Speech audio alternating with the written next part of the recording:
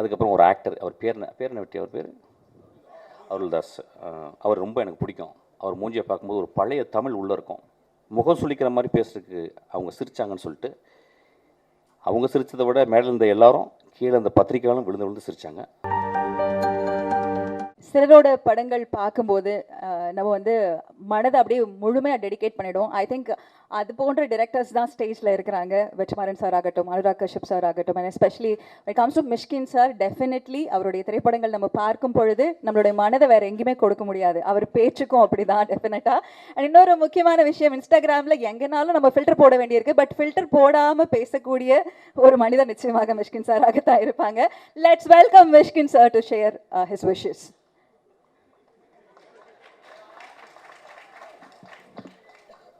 வெற்றி சொல்கிறான், சாஃப்டாக பேசுங்க.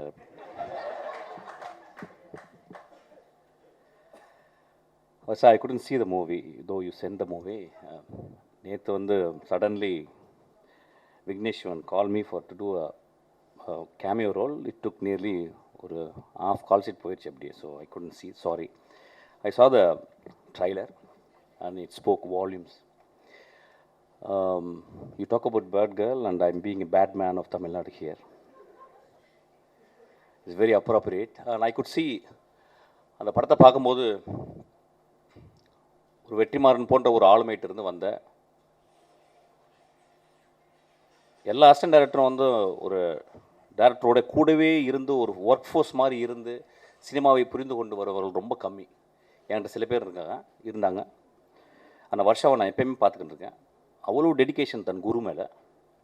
அந்த டெடிக்கேஷன் எப்படின்னு கேட்டால் வந்து சும்மா ஒரு 2 வருஷம் இருந்துட்டு ஒரு படத்தை கற்றுக்கணும் இல்லாமல் முழுக்க அந்த பெண் அந்த மனிதரை பார்த்து, குருவை பார்த்து நேசித்து, அவன் எப்படி சினிமா செய்கிறான், அவன் எப்படிப்பட்ட சினிமா செய்கிறான் பார்த்து செதுக்கி வளர்ந்த அந்த ஆளுமை இந்த படத்தினுடைய ட்ரைலரில் தெரியுது. ஆக்சுவலி அதுக்காக அவளுக்கு பெரிய கரகோஷத்தை கொடுக்க நான் கேட்குறேன்.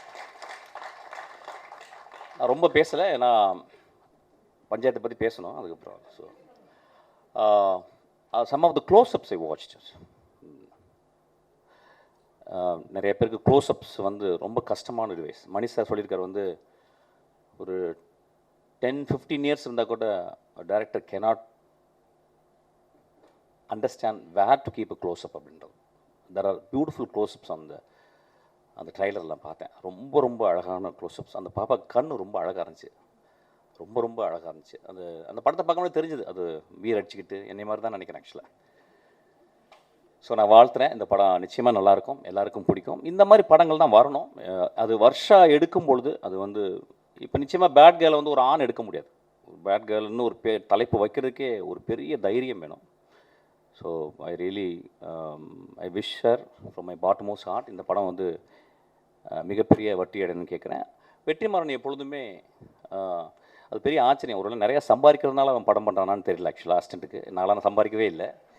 நிறைய படம் பண்ணிக்கிட்டே இருக்கான் அவன். ஆக்சுவலாக எனக்கு ஒரு படம் பண்ண வெற்றி. ஆக்சுவலி வெற்றி வந்து ரொம்ப மெக்னானிமஸ். எனக்கு வெற்றியை வந்து எனக்கு அவ்வளோ காலங்கள் தெரியும். இன்றைக்கி கூட வெற்றி வந்து நீங்கள் வரணும்னு கால்லேருந்து ஃபோன் பண்ணிகிட்டே இருக்கான். ஆக்சுவலாக வெற்றி ரொம்ப தேங்க்ஸ். வெற்றி வந்து ஒரு எக்ஸ்ட்ரானரி ஹியூமன் பீயிங். நிறைய பேருக்கு தெரியாது. நான் வந்து அந்த மேடையில் பேசும்போது சிரிச்சுக்கிட்டே இருந்த வெற்றி ஒரு டைமில் திடீர்னு ரொம்ப அமைதியாகி மூஞ்சில் கை வச்சு தான்.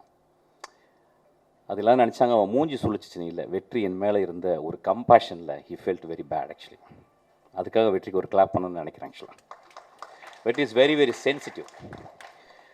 Okay, coming back. சாரி கேட்கணுமா, பகிரங்க மன்னிப்பு கேட்கணுன்னு வந்திருக்கேன்னா, நண்பர்கள் தானே. சரி, okay. I'm going to take little time, Betty. Don't mistake me. Don't stop me. Actually, I think I should also speak from my heart and my pedestal. முதலாவதாக நான் நன்றி சொல்வது எனக்கு மிகவும் பிடித்தான பாடலாசிரியர், எழுத்தாளர், சிறந்த பெண்மணி தாமரைக்கு. தாமரை என்னை விமர்சித்து பேசியிருந்தாங்க. அதில் வந்து ஒரு வார்த்தை சொல்லியிருந்தாங்க.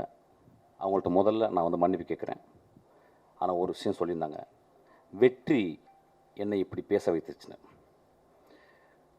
18 வருஷம் போராடி கொண்டே இருக்கிறேன் என் தாமரை சகோதரி அவர்களே. ஒவ்வொரு நாளும் பௌத்தனுடைய 10 நிமிடம் உன் மரணத்தை பற்றி நீ தியானி அப்படின்றாங்க. என் மரணத்தை பற்றி தியானித்து கொண்டே இருக்கிறேன். வெற்றி என் தலைமையில் இருந்தால் இந்நேரம் நான் பெரிய பெரிய ஆளுக்கெல்லாம் படம் பண்ணியிருக்கணும். அதனால் மன்னிப்பு கேட்டுக்கிறேன். ரெண்டாவது, எனக்கு ரொம்ப பிடிச்ச மிகச்சிறந்த ஆளுமை லெனின் பாரதி. அவன் என்னை விமர்சிச்சிருந்தான். அது வந்து தத்துவ ரீதியான விமர்சனம். அவனுக்கும் என்னுடைய ஆழ்ந்த வருத்தத்தை மன்னிப்பையும் சொல்கிறேன். அதுக்கப்புறம் ஒரு ஆக்டர், அவர் பேர் என்ன வெட்டி, அவர் பேர் அருள்தாஸ். அவர் ரொம்ப எனக்கு பிடிக்கும். அவர் மூஞ்சியை பார்க்கும்போது ஒரு பழைய தமிழ் உள்ளே இருக்கும், ரொம்ப கருணை இருக்கும் ஒரு முகத்தில். அவர் கூட ரொம்ப நாள் ஒர்க் பண்ண நினச்சேன். அவர் ஒரு 3 நாள் வந்து ரொம்ப கஷ்டப்பட்டு பெரிய பிரபலமாகவே ஆகிட்டார் என்னை திட்டி ஆக்சுவலி. அவருக்கு என் மன்னிப்பை தெரிவித்துக் கொள்கிறேன். அதுக்கப்புறம் சசி அண்ணா என்னை கூப்பிட்டு வந்து நேற்று நைட் இரவு கூப்பிட்டாரு. உன்னை ஏன்டா நான் அடக்கலைன்னு சொன்னார். அந்த அன்புக்கு நன்றி. அவரிடம் மன்னிப்பு கேட்குறேன். லட்சுமி ராமகிருஷ்ணன் என்னோட ஒரு 3 நாளாக பேசிட்டே இருக்காங்க, நான் பேசவே இல்லை. எனக்கு என்ன பேசுவாங்கன்னு தெரியும், என் தாய் போல். அவங்களுக்கும் நான் மன்னிப்பு கேட்குறேன். அதுக்கப்புறம் எனக்கு மிகச்சிறந்த படத்தை கொடுத்து என் தந்தை போல் இயங்கி கொண்டிருக்கும் திரு தான் அவர்கள். அந்த படத்தை எடுத்துருக்கும்போது இந்த மாதிரி ஒரு கான்ட்ரவர்சி பண்ணும்போது ஒரு ப்ரொடியூசர் அவருக்கு பாதிக்கும். முதல்ல அவருக்கு நான் என்னுடைய வருத்தத்தையும் மன்னிப்பையும் நான் கேட்டுக்கிறேன். அதுக்கப்புறம் வந்து என் மேலே செருப்பு எரியணும்னு சொன்ன ஒரு நண்பர், அவர் தயவுசெய்து 2 செருப்பாருங்க, அது 8ஆம் நம்பர் எறிங்க, என் காலுக்கு தான் சைஸு. அவருக்கும் என்னுடைய வருத்தத்தையும் என்னுடைய மன்னிப்பையும் நான் கேட்டுக்கிறேன். இன்னொரு மனிதர் 18 வருஷமாக என்னை திட்டிக்கிட்டே இருக்கார். இன்னும் நான் 10 வருஷம் படம் பண்ணால் இன்னும் திட்டுவார். அவருக்கும் என்னை மன்னிப்பை நான் கேட்டுக்கிறேன். இப்போ நான் பேசலாமா? ஓகே.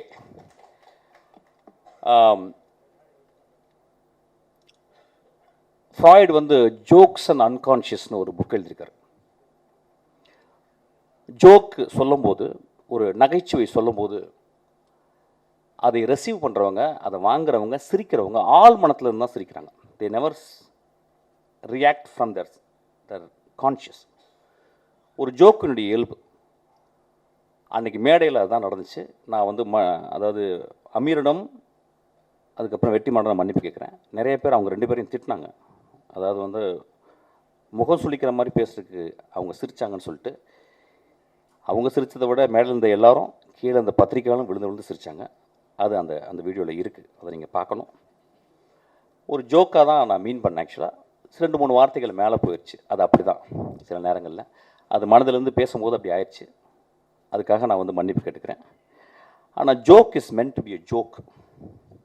அது வந்து யாரையும் நான் அந்த இடத்துல வந்து ஒரு பர்டிகுலரான ஒரு பர்சனை நான் விமர்சிக்கிறவே இல்லை, ஒரு பர்டிகுலரான ஒரு மனிதனை தாக்கணும்னு எண்ணமே என்றதே இல்லை. என்னுடைய ரொம்ப நேசத்துக்கு சொந்தமான என் விஷால் நானும் சண்டை போடும்போது, என்னை மோசமாக பேசும்போதும், என்னை பற்றி அடுத்தவங்கள்ட்ட தப்பாக பேசும்போதும், நான் ரொம்ப வெகுண்டு மேடையில் பேசும்போது ஒரு வார்த்தை கூட அவனை நான் வந்து மோசமான வசை வார்த்தைகளால் பேசலை. நான் சொன்ன ஒரே வார்த்தை பொறுக்கின்னு சொன்ன வார்த்தை தான். எனக்கு அந்த வார்த்தையை சொல்லி அளந்து தான் சொன்னேன். நண்பர்களே,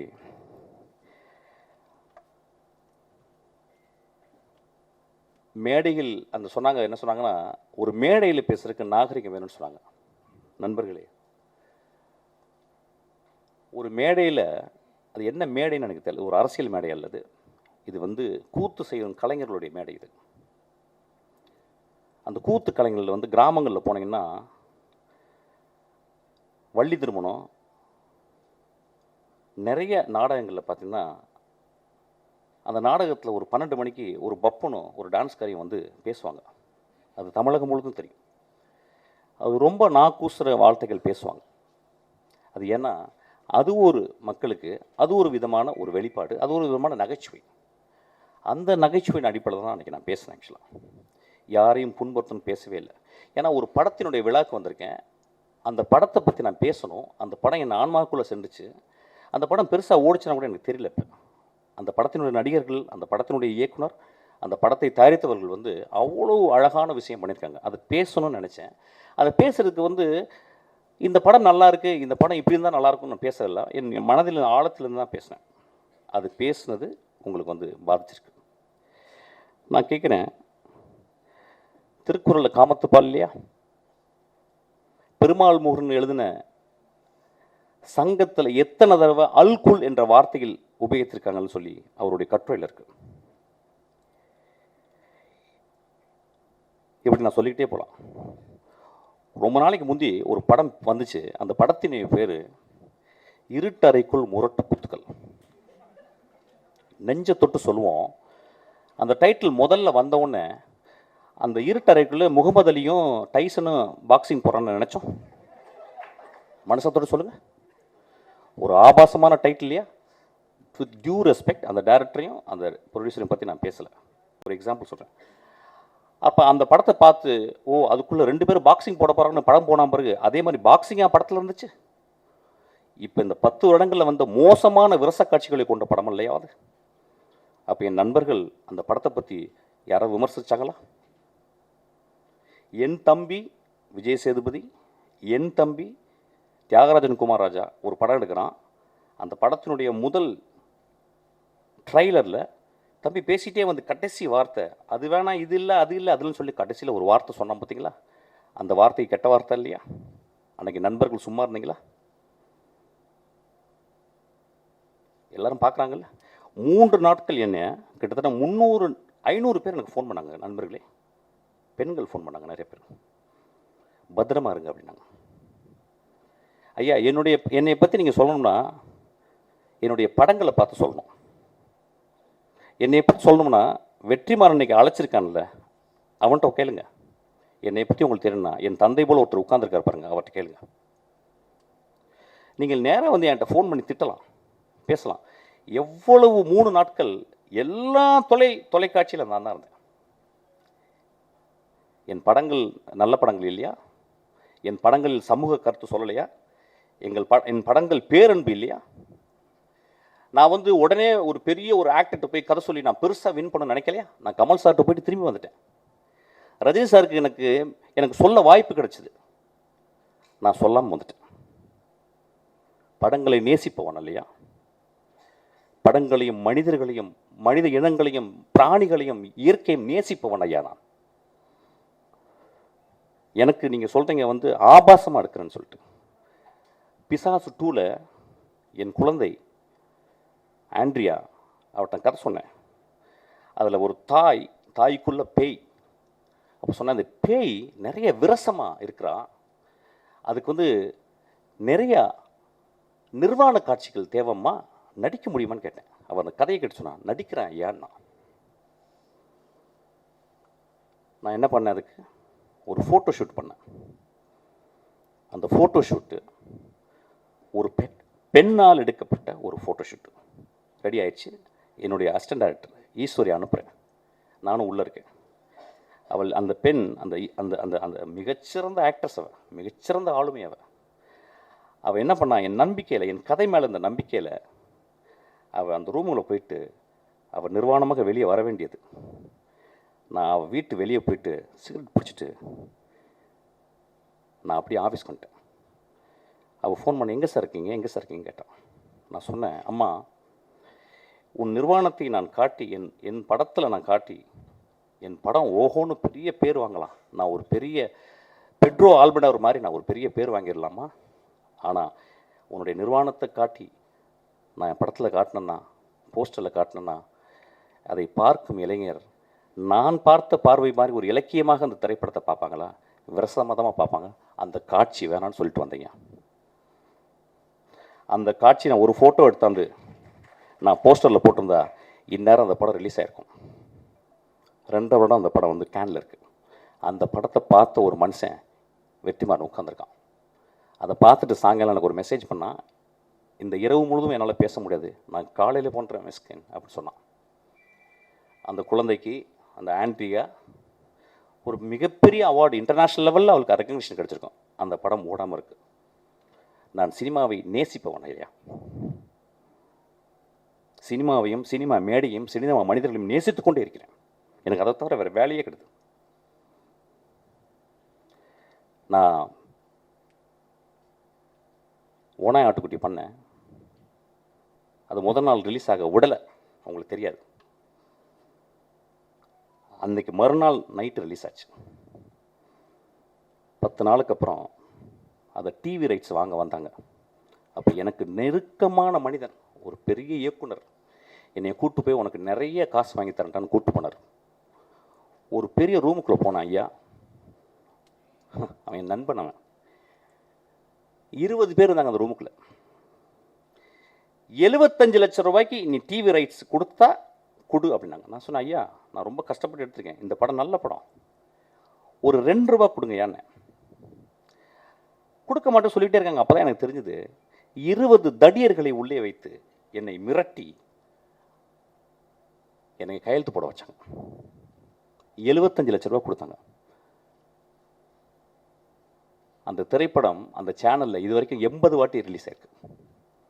அந்த செக் எடுத்தாந்து அவங்கள்ட்ட நான் கிழிச்சு போட்டுட்டு சொன்னேன், ஐயா நான் சென்னைக்கு வரும்போது ஒரு வெள்ளை பேப்பரும் ஒரு பென்சில் தான் எடுத்துகிட்டு வந்தேன், அவ்வளோ வறுமையான குடும்பத்துலேருந்து வந்தவன், நான் கஷ்டப்பட்டு திரும்பி வருவேன், நான் கஷ்டப்பட்டு இந்த மேடையில் நடிக்கிறேன் எண்ணம். அதில் 4 பேர் இறந்து போயிட்டாங்க. அந்த எனக்கு துரோகம் செஞ்சான் அந்த மனுஷன், அவன் ஒரு பெரிய டைரக்டர் இருக்கான். ஒவ்வொரு தருணமும் நாம் துரோகத்தை அனுபவித்துக் கொண்டு இருக்கிறேன். எப்படி ஒரு சக மனிதனை பார்த்து என்னால் மோசமாக பேச முடியும்? பேசுறதுக்கு ரீசனா? பேச வேண்டிய கட்டாயம் ஐயா. ஒரு விழாவில் வந்து அந்த விழாவை நான் கூடி விற்கணும். எதுக்கு நான் கொட்டுக்காலிக்கு நேக்கடாக நிற்கிறேன்னு சொன்னேன்? அப்படியாவது கவனத்தை ஈர்க்கணும்னு நினைக்கிறேன்.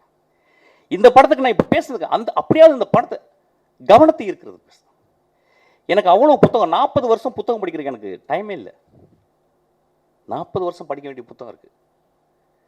அவ்வளவு மனிதர்கள் நேசிக்க வேண்டியது இருக்குது. அவ்வளோ கண்ட்ரி நான் விசிட் பண்ண வேண்டியது இருக்குது. மன்னிப்பு கேட்டதுக்கு என்றைக்குமே நான் தயங்க மாட்டேங்க. உதிரிப்பூக்களில் ஒரு சீன் வரும், கடைசி சீனு. அதில் வந்து அந்த அந்த மோசமான மனிதன், அந்த ஈவில், அவன் கடைசியில் சொல்லுவான் அந்த ஊர் மக்களை பார்த்து. ஊர் மக்கள் சொல்லுவாங்க, நீ சாவிடாமாங்க. அவன் சொல்லுவான், எனக்கு ரொம்ப வருத்தம், இவ்வளோ நாள் கெட்டவனாக இருந்தேன், உங்களுக்கு நான் வந்து எல்லாரையும் கெட்டவனாக்கிட்டேன், அது ரொம்ப வருத்தமாக இருக்கேன். நண்பர்களே, நான் உங்கள் முன் மண்டியிட்டு மன்னிப்பு கேட்டு உங்களை எல்லாரும் நான் கடவுளாக்குகிறேன். நன்றி.